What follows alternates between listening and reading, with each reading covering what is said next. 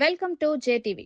శ్రీకాకుళం జిల్లా పొందూరు మండలం కొంచాడ గ్రామంలో కుక్కల దాడితో గొర్రెలు చనిపోవడంతో తీవ్ర ఇబ్బందుల్లో ఉన్న రమణ కుటుంబాన్ని ఆమదాల వలస ఎమ్మెల్యే, రాష్ట్ర పీఈసీ చైర్మన్ కూన రవికుమార్ పరామర్శించారు. స్థానిక నాయకులతో కలిసి బాధిత కుటుంబాన్ని కలిసి వారి పరిస్థితిని వివరంగా తెలుసుకున్నారు.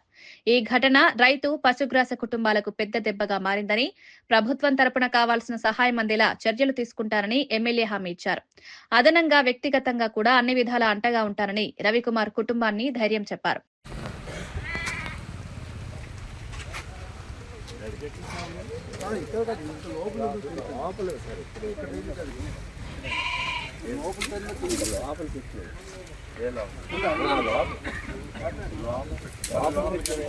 అయ్యా మాత్రం ఉంటుంది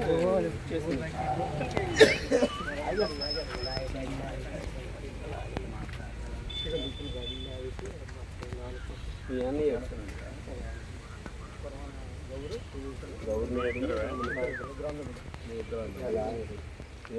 పాప కూడా హార్ట్ హోల్ పడిపోయింది.